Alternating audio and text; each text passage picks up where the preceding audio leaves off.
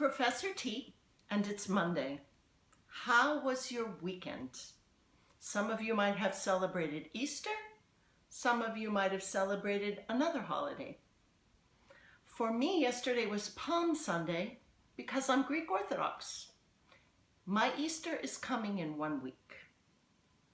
I would like to read you the end of the Faith Ringgold book, because Faith Ringgold is talking a lot about different cultures.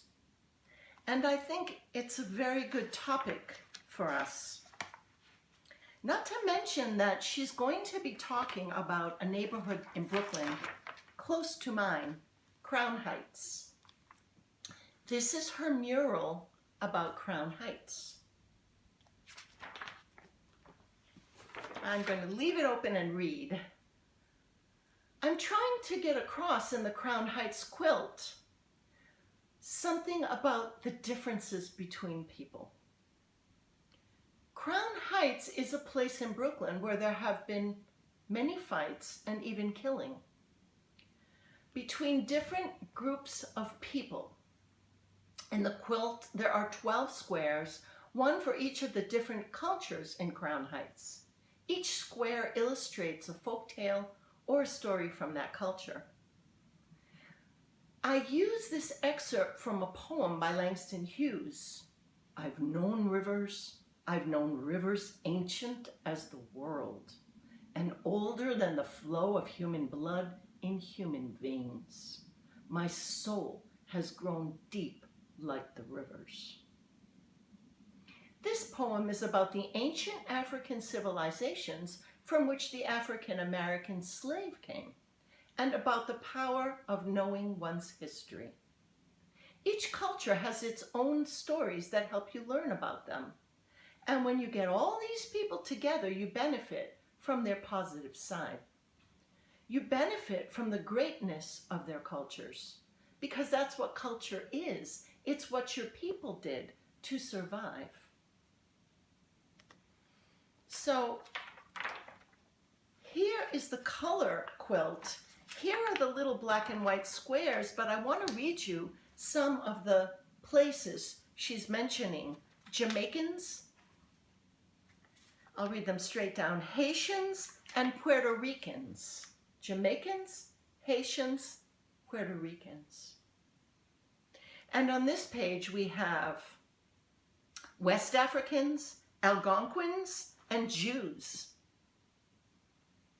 On this column, we have West African slaves, Mohawks, and Vietnamese.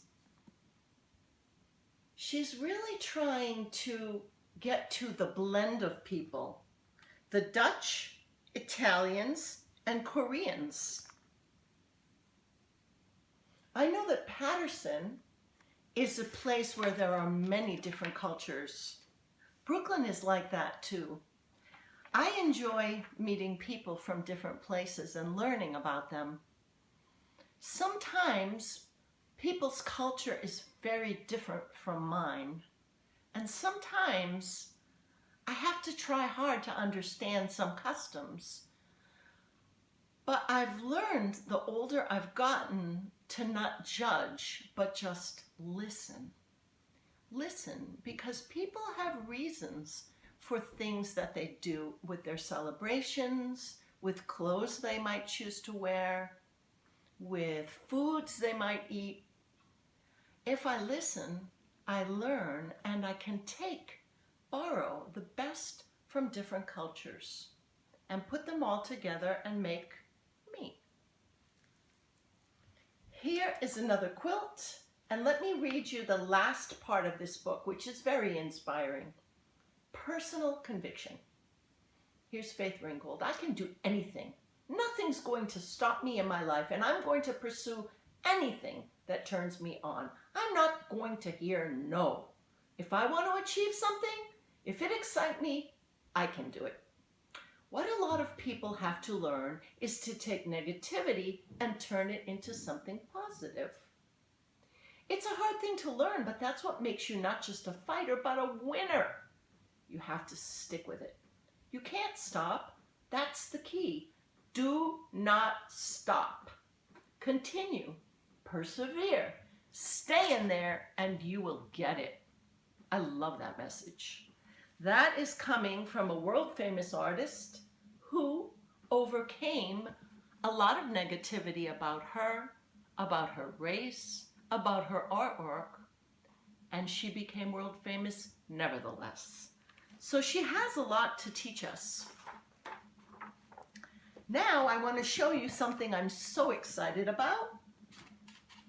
It seems you are working at home. Hurrah, hurrah! I have received work from Miss Raquel Ford showing me that you are indeed making paint at home. Here you made paint from coffee, instant coffee paint.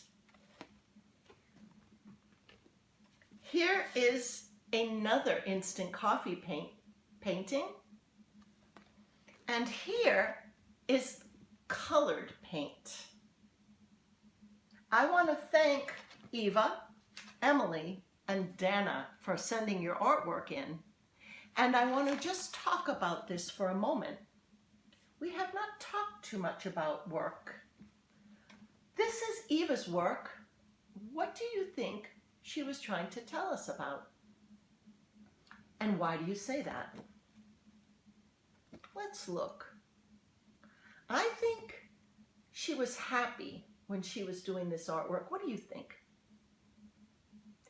I also think she might have been thinking about spring and blooming flowers. What do you think? What makes me say that is I see green diagonals that look like they might be the stems of flowers.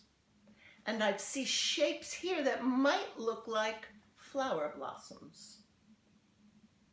And here I see what might be a sun. Do you see those things? Eva's telling us a story about spring. There might be a bird here too, but I can't exactly tell. But it doesn't matter. I think the colors in this work make me feel joy. Do they make you feel the same? I'm really happy to see artwork coming from home. In the coffee paintings, I'm seeing an object from home. Do you see them as well? Do you see something that might look like a coffee cup? I do. Oops, this one's upside. I was hanging this sideways. This one I believe goes like this. I'm sorry. And this one goes like this. Which of these two has more value? Do you remember that word value? Dark and light.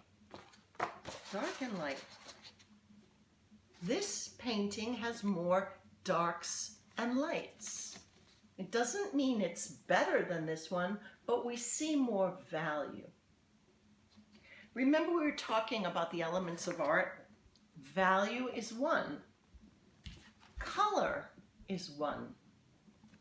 So when you're making your art, think about those elements of art, and I hope that you will keep sending me artworks. I'm so excited, and I hope that you will keep working at home. Thank you, and see you tomorrow. Bye-bye.